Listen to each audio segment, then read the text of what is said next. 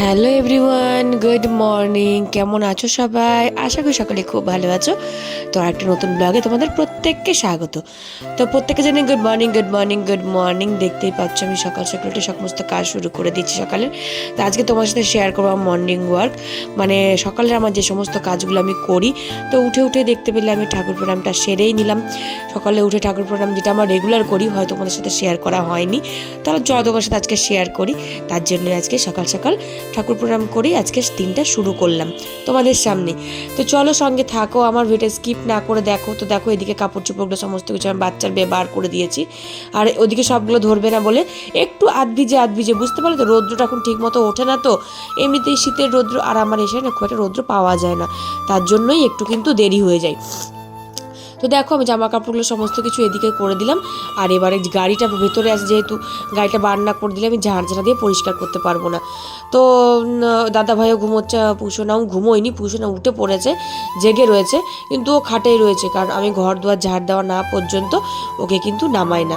আমার সমস্ত কাজ আগে এদিকে সেরে নিই, কারণ ও উঠে তো দুষ্টুমি এদিকে দৌড়দৌড়ি করবে নোংরা সব জায়গাতে। তাই জন্য ভাবি যে না, আগে আমার সমস্ত কাজকর্মগুলো সারা হোক, তারপর ওকে নামাবো।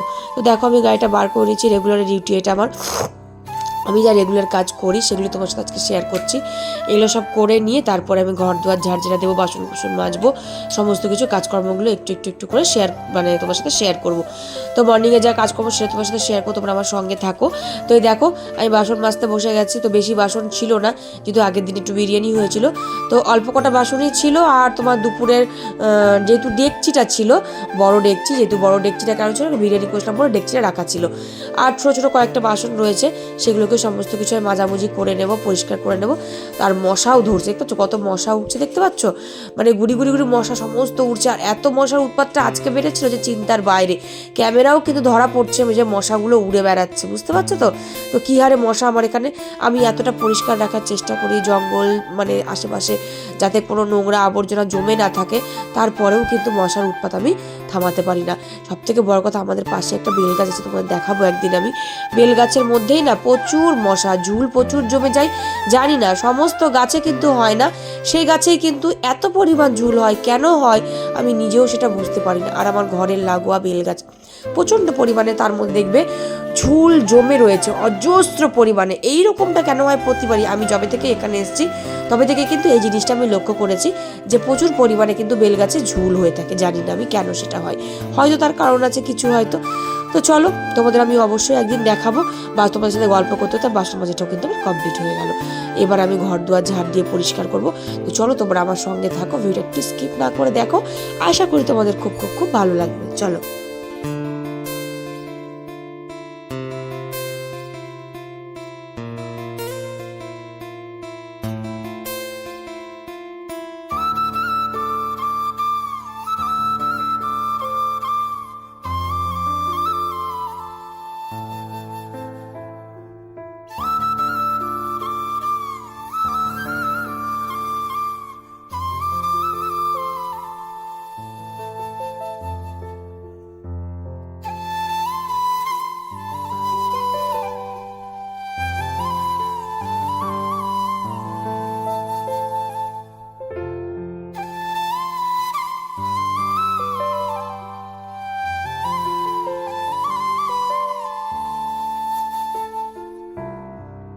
তো দেখো এদিকে কিন্তু আমার বাসন মাজা কমপ্লিট হয়ে গেছে, আর ওইদিকে পুজোসোনা একদম নামবে বলে একদম অস্থির হয়ে রয়েছে।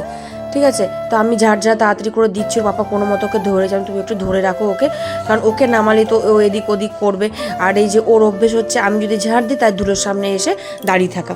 বাচ্চাদের কাজই হচ্ছে ধুলোর সামনে এসে দাঁড়িয়ে থাকা, কারণ মানে আমি যতক্ষণ না কাজ শেষ ততক্ষণ আমার শান্তি নেই আর ওরও শান্তি নেই। তারপর ওকে মাদুর পেতে বসিয়ে দিয়ে ওকে বেঁধে দিই, ওকে তারপর হাত মুখ মুছিয়ে কিশমিশ কিছু একটা খেতে দিয়ে, ও সকালের ডেলি রুটিন হাত মুখ মুছিয়ে ওকে কিশমিশ আর একটা খেজুর দেওয়া হয়, ও সেটা খাবে, ততক্ষণ আমি ওইদিকে চাটা করবো, কাজ সারবো। তো চলো আমি এদিকে ঝাড় দিয়ে পরিষ্কার করে নিই, ঘর ঝাড় দেবো, বাইরেগুলো ঝাড় দেবো, মোটামুটি ঝাড় দেওয়া কমপ্লিট হয়েই এসছে। ঝাড়টার দিয়ে পরিষ্কার করে নেবো, তারপর ওকে এসে বলবো ওর বাপ আবার ও কি করে দেখো, ওর বাপার ঘাড়ের উপর চেপে রয়েছে, দেখতে পাচ্ছ। ও মাঝে মাঝে কি করে জানো তো, ও নিজে মাদুর নিয়ে এসে পাতে আমার ঝাড় দেওয়া হয়ে গেলে, জানে আমাকে এখানে বসতে হবে। তো তো চলো আমি বাড়িটা পুরোটা একটু ঝাড় দিয়ে পরিষ্কার করে নিই। দেখো চারপাশটা কিন্তু মোটামুটি করে পরিষ্কার করে রাখি। যখনই ময়লা জমে যতটা পারি আমি দাদা ভাই বা কেউ দুজনের মধ্যে কেউ একজন ডাস্টবিনে নিয়ে ফেলে দিই। আমরা কিন্তু পুড়িয়ে দেওয়ার চেষ্টা করি। তারপরেও জানি না গো কেন এত মশা। আবার পুষোনাকে পরে দেখছি পুষোনাকে অনেকটা কামড়ে দিয়েছে। ওকে যখন মাদুর পেতে সেখানে বসিয়েছিলাম দেখলাম বড় বড় করে দামা দামা করে ফুলিয়ে দিয়েছে।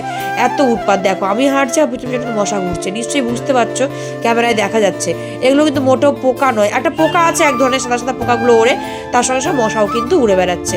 তো চলো আমার দুয়ার জল টল দিয়ে একদম পরিষ্কার করে নিচ্ছি, দিয়ে একবারে কাজ সারবো। চলো সঙ্গে থাকো, আমি এবার চাটা করবো।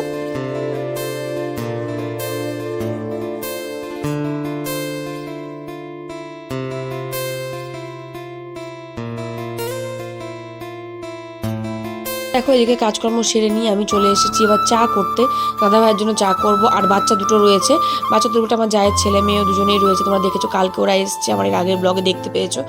তো ওরা এসছে বলেই আরও মানে তাড়াহুড়ো কাজ সারছে, ওদেরকে টিফিন দেবো।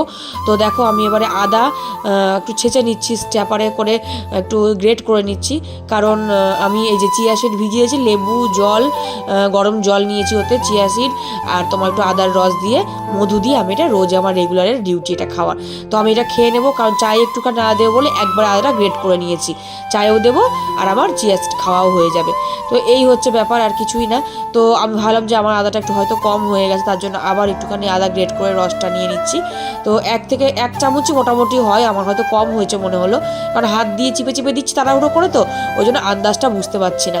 তো চলো আমার সঙ্গে থাকো। আর আমি চা খুব কমই খাই আর কি, বলতে গেলে চাটা খাওয়াটা অভ্যেসটা নেই। দাদা ভাইয়ের জন্য বিশেষ করে চাটা করি। তো আবার কোনো সময় যখন শরীর ভালো লাগে না, হয়তো খুব মানে ঠান্ডা লেগেছে বা হয়তো আরও কিছু হতে পারে যে গলা ব্যথা করছে, তখন চাটা খাই বা চাটা একটু খেতে ইচ্ছে করে। তো আজকে শুধু আদা দিয়ে করেছি, অন্য সময় গোলমরিচ লং তারপরে এলাচ দারচিনি এগুলো সব দিয়ে আমি চা করি, কারণ আমার এই চাটা বিশেষ করে মশলাদার চাটা খেতে খুব ভালো লাগে। আর দাদাভাইও খুব পছন্দ করে এই ধরনের চা খেতে। তো চলো আমি আজকের ভিডিও এখানেই শেষ করব। দেখা হচ্ছে আবার নেক্সট ব্লগে। আমার মর্নিং ওয়ার্ক এই পর্যন্ত কমপ্লিট, আবার দেখা হচ্ছে নেক্সট ব্লগে। তো সঙ্গে থাকো আমার, আর আশা করবো তোমার পাশে থেকে আমাকে সাহায্য করবে, আমাকে এগিয়ে নিয়ে যেতে সাহায্য করবে। তো চলো আজকের মতো টাটা বাই বাই, দেখা হচ্ছে আবার নেক্সট ব্লগে। ঠিক আছে, সবাই ভালো থেকো, সুস্থ থেকো।